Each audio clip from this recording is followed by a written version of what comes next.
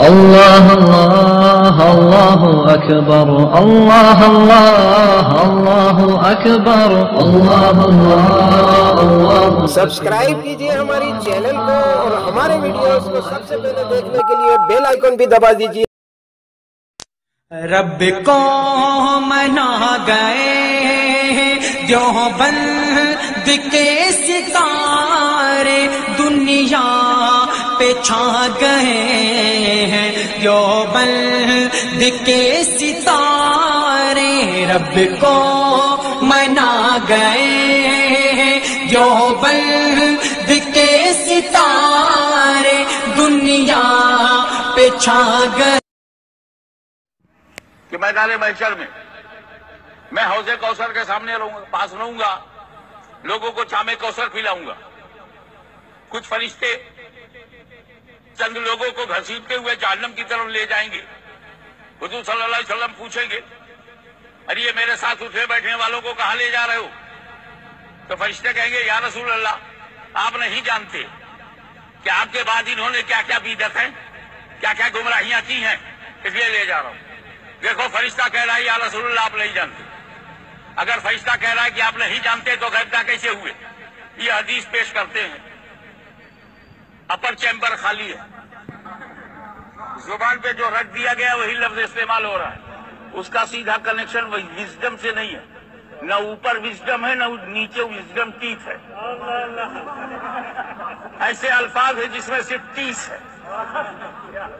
آپ غور فرمائیں. میں نے کہا اسی حدیث سے علم غیب ثابت ہوتا ہے، اسی حدیث سے علم غیب ثابت ہوتا ہے. فرشتوں نے کہا یا رسول اللہ آپ نہیں جانتے آپ کے بعد کیا کیا انہوں نے ضلالتیں کی ہیں. سب سے بڑی ضلالت تو یہ کہ ضلالت ہی کا نام ہدایت رکھ دیا.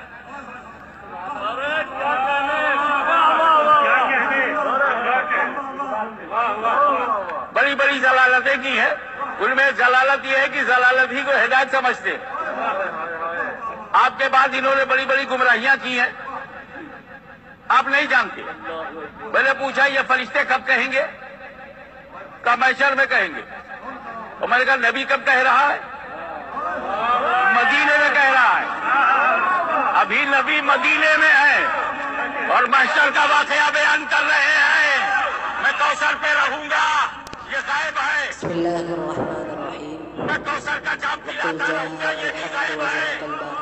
فرشتے سامنے سے کچھ لینے کو لے جائیں گے، یہ بھی. اللهم صل على محمد في اول كلامنا في اوسط كلامنا في آخر كلامنا. اما بعد، ہم مسلک اہل سنت والجماعت احناف دیوبند والوں کے عقیدوں میں سے یہ ایک عقیدہ ہے کہ ہم حضرات اللہ کے نبی علیہ الصلاۃ والسلام کے لیے بعض مکان و ما یکون کی خبروں کا اللہ کے جانب سے ملنا تسلیم کرتے ہیں، مانتے ہیں. اس دیگر الفاظ میں انباء غیب، اخبار غیب اور اطلاع علی الغیب بھی کہا جاتا ہے. اور یہ چیزیں قرآن و حدیث سے صراحتاً ثابت ہیں. اب اس کے برعکس اہل بدعت حضرات کے عقیدوں میں سے ایک باطل عقیدہ یہ بھی ہے کہ وہ حضرات اللہ کے نبی علیہ الصلاۃ والسلام کو جمیع ما کان و ما یکون کا علم غیب ملنا مانتے ہیں. اور اسی وجہ سے ان حضرات نے اللہ کے نبی علیہ الصلاۃ والسلام کو عالم الغیب بھی کہا ہے. اور اس باطل عقیدے کو ثابت کرنے کے لیے انہوں نے بے جا تعویلیں قرآن مجید میں بھی کی ہیں اور احادیث مبارکہ میں بھی کی. جیسے آپ نے پچھلی ویڈیو میں ہاشمی نے جو تعویل کی ہے حدیث پاک کے اندر، جو حدیث صراحت کے ساتھ علم غیب کی نفی کرتے ہوئے نظر آ رہی ہے، اسی حدیث کو علم غیب پر فٹ کر رہے ہیں تعویلات کے ساتھ. انشاءاللہ اس کا بھی پردہ فاش کیا جائے. پہلی بات یہ ہے کہ ہاشمی میاں صاحب باوجود عالم ہونے کے ایسی حدیث کا سہارا لے رہے ہیں جو خود اپنے دعوے کے خلاف ہے. وجہ اس کی یہ ہے کہ ان کا دعویٰ ہے کہ اللہ کے نبی علیہ الصلاۃ والسلام کو جمیع ما کان و ما یکون کا علم غیب حاصل ہے. ہر قطرے قطرے کا، درے درے کا، چپے چپے کا، ہر چیز کا مکمل تفصیلی علم غیب حاصل ہے. اب دلیل پیش کر رہے ہیں کہ بھئی دیکھیں اللہ کے نبی علیہ الصلاۃ والسلام دنیا میں بیٹھ کر آخرت میں ہونے والے واقعے کی خبر دے رہے ہیں، تو چنانچہ اللہ کے نبی علیہ الصلاۃ والسلام کو علم غیب حاصل ہوا. دلیل تو تھی، دعویٰ تو تھا کلی کا کہ اللہ کے نبی کو چپے چپے کا ذرے ذرے کا قطرے قطرے کا تفصیلی علم ہے اور دلیل پیش کرے کسی ایک جزئی کی؟ یہ دلیل خود انہی کے خلاف ہے اور ہمارے مطابق ہے، کیونکہ ہمارا دعویٰ یہی ہے کہ اللہ کے نبی علیہ السلام کو بعض ما کان و ما یکون کی خبریں حاصل ہیں، اور یہ بعض وما یکون کی خبروں میں سے ایک خبر ہے، اس سے تو ہمارا دعویٰ ثابت ہو رہا۔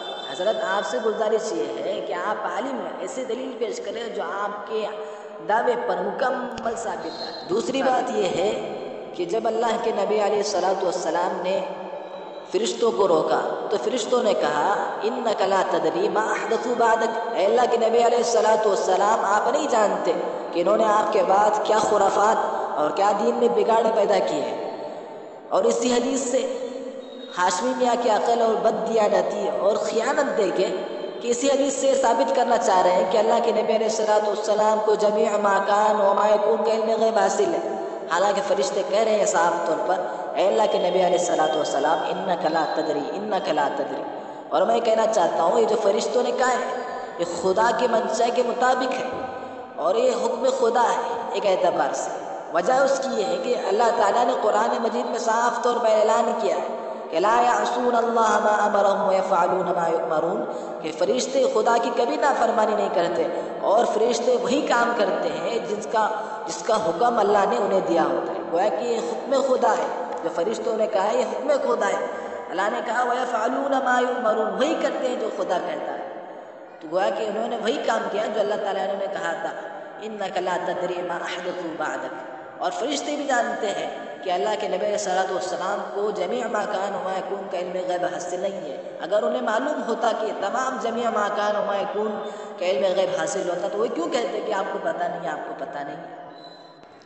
اور اسی سے ہاشمی میاں صاحب اللہ کے نبی علیہ السلام کو علم غیب حاصل کرنے چل پڑے۔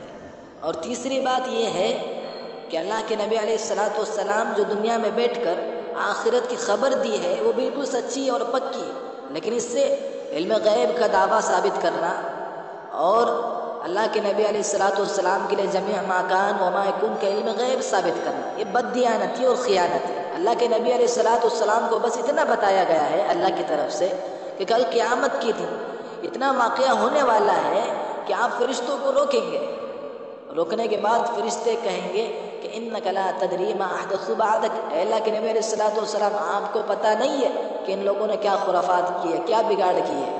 تو اس کے بعد اللہ کے نبی علیہ السلام خود کہیں گے سحقاً سحقا، انہیں دور کرو، انہیں دور کرو۔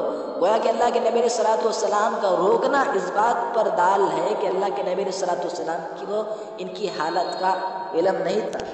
اگر واقعتاً اللہ کے نبی علیہ السلام کو علم ہوتا تو اللہ کے نبی علیہ السلام فرشتوں کے بتانے سے پہلے ہی خود کہتے کہ سحقاً سحقا، انہیں دور کرو دور کرو۔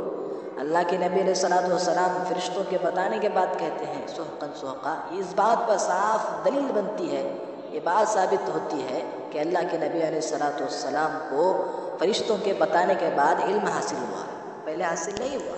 چوتھی بات یہ ہے، ہو سکتا ہے کسی کے ذہن میں اشکال ہو کہ اللہ کے نبی علیہ السلام دنیا میں بیٹھ کر آخرت کی خبریں دے رہے ہیں تو کیا یہ علم غیب میں داخل نہیں ہے؟ کیا علم غیب نہیں ہے یہ؟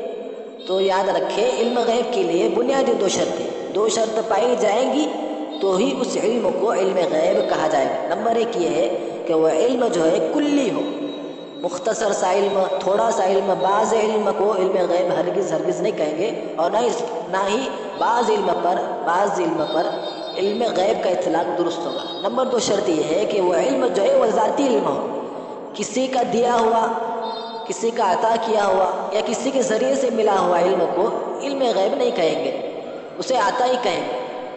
اگر فرشتہ کا ذریعہ آ گیا یا وحی کا ذریعہ آ گیا تو اسے علم غیب نہیں کہیں گے، اسے عطا ہی کہیں گے۔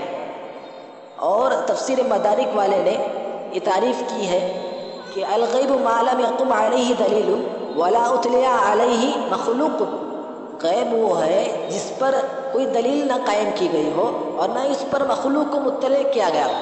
اور یہی تعریف جو ہے مریض الامت، بریلویوں کا مریض الامت مفتی احمد یار خان نعیمی نے جاہلت میں کی ہے، اور احمد رضا صاحب نے اس بات کو تسلیم کیا ہے کہ جب علم کی اضافت غیب کی طرف ہو، غور سے سنیں، علم کی اضافت غیب کی طرف ہو تو اس سے علم ذاتی مراد ہوتا ہے، نہ کہ عطائی۔ یہ انہوں نے کہا ہے کہ غیب کی طرف جب علم کی اضافت ہوگی تو صاف طور پر انہوں نے لکھا ہے تو اسے علم ذاتی مراد ہوگا۔ ہاشمی بھی ایسا بھی کہہ رہے ہیں کہ علم غیب اللہ کے نبی کو حاصل ہے، گویا کو بولنا چاہ رہا ہے کہ اللہ کے نبی کو ذاتی علم حاصل ہے، نعوذ باللہ من ذالک، جو کہ قرآن کے خلاف بھی ہے اور حدیث کے خلاف بھی ہے۔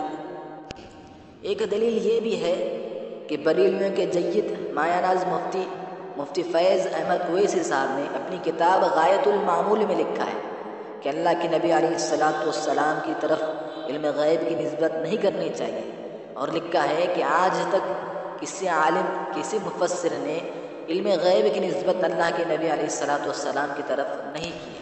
اس سے تعلق سے ایک واقعہ بھی ہے کہ مدینہ منورہ کے اندر چند بچیاں گیت گا رہی تھیں اور کہہ رہی تھی کہ وفینا نبی یعلم ما فی غد، کہ ہم میں نبی ہیں جو کل کی خبریں، کل کی باتیں جانتے ہیں۔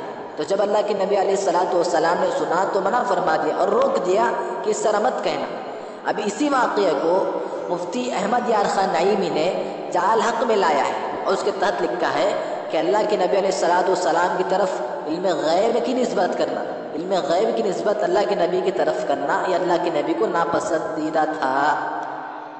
اب انہوں نے یہ بات تو تسلیم کر لی کہ نبی علیہ السلام کی طرف علم غیب کی نسبت کرنا یہ نبی کو ناپسندیدہ تھا، تو تفسیر مظہری میں بات لکھی ہے کہ جو کوئی نبی کے ناپسندیدگی والا کام کرتا ہے تو گویا اس نے نبی کو ایذا پہنچائی اور اس نے اللہ کے نبی علیہ السلام کو تکلیف دی۔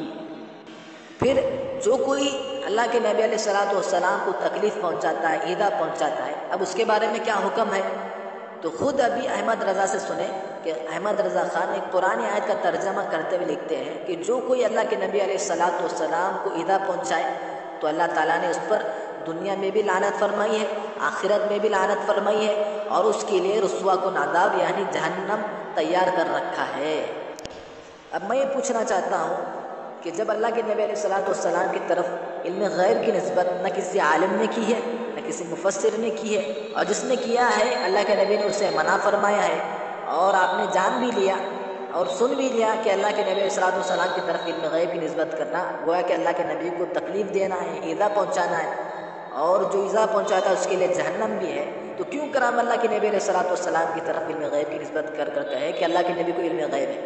ہاں یہ بات اور ہے کہ اللہ کے نبی علیہ السلام کو لغوی اعتبار سے علم غیب کہا جائے، چونکہ لغت کے اعتبار سے علم غیب وہ کلی اور ذاتی کو نہیں کہا جاتا، اس میں بس اسی کو کہا جاتا ہے کہ بعض علم بھی کسی کو ہو جو دوسرے سے مخفی ہو تو اسے بھی علم غیب کہا جاتا ہے۔ لغوی اعتبار سے کسی کو اللہ کے نبی علیہ السلام کو علم غیب اگر کہا جائے تو یہ درست ہے، لیکن بریلوی جو اصطلاحی اعتبار سے کلی اور ذاتی کے اعتبار سے علم غیب کہتے ہیں اللہ کے نبی کو ملنا مانتے ہیں، تو یہ غلط ہے، سراسر غلط ہے۔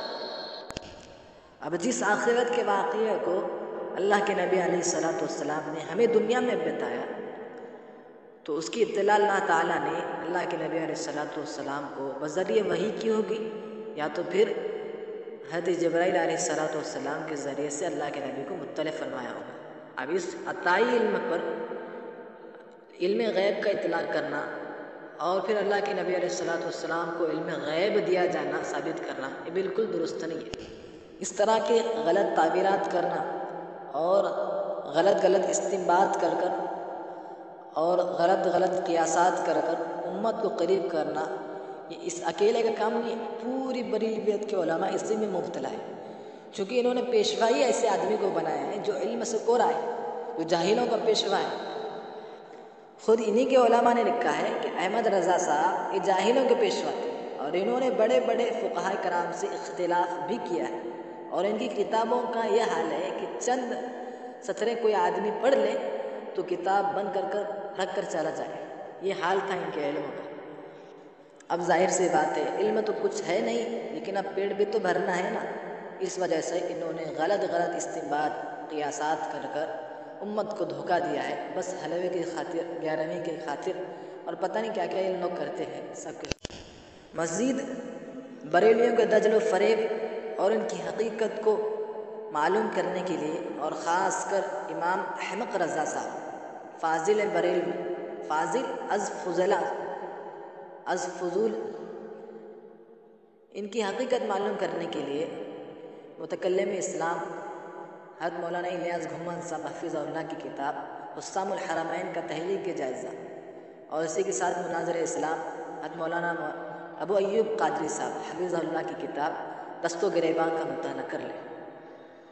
اب آخر میں وہی کہتا ہوں، اب جس کے جی میں آئے وہ لے اس سے روشن، ہم نے تو دل جلا کر سر عام